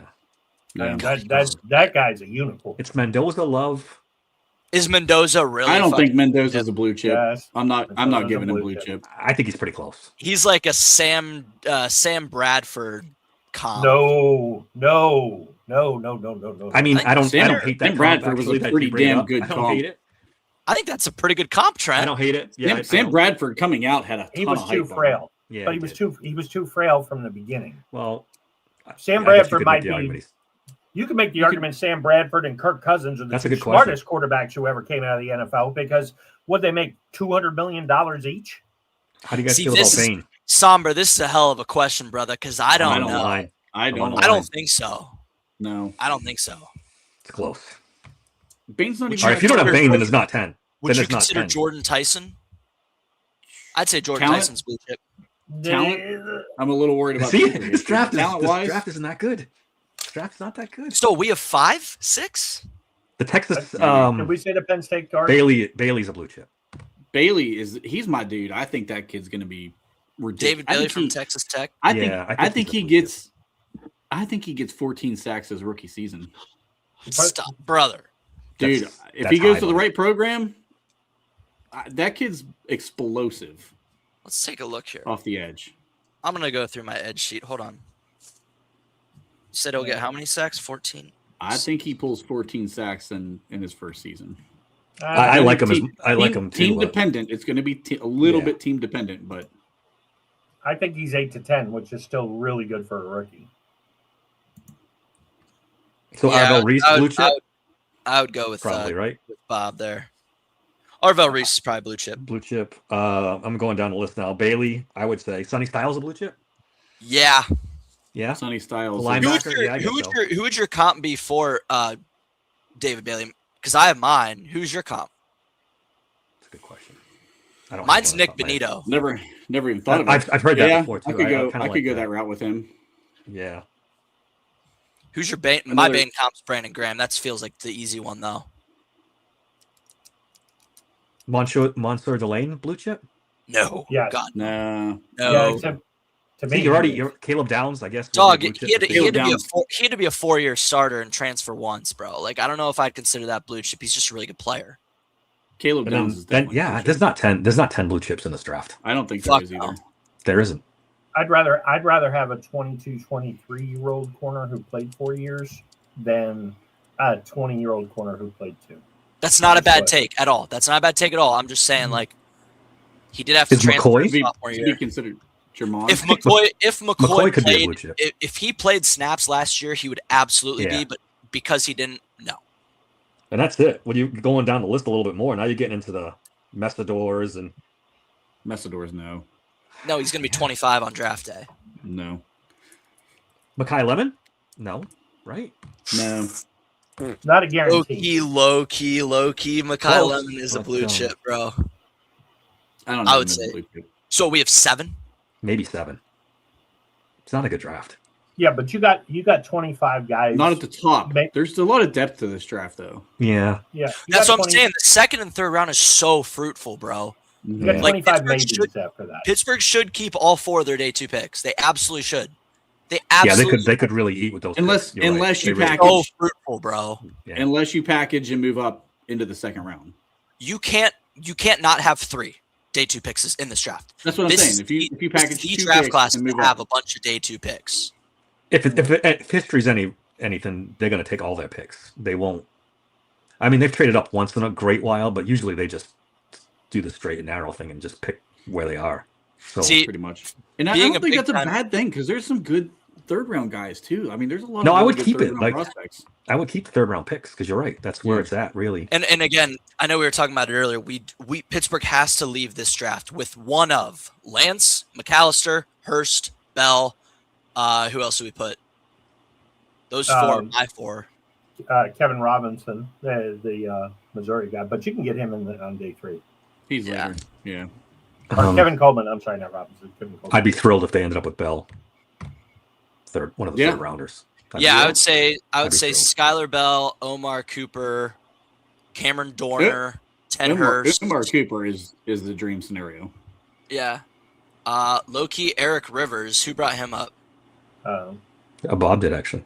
Bob, good shout on that shit, dude. He's got great metrics. And Bryce Lance. Those are the 6 guys we can't. Don't forget Chris Bell. No, I'm out on Chris Bell.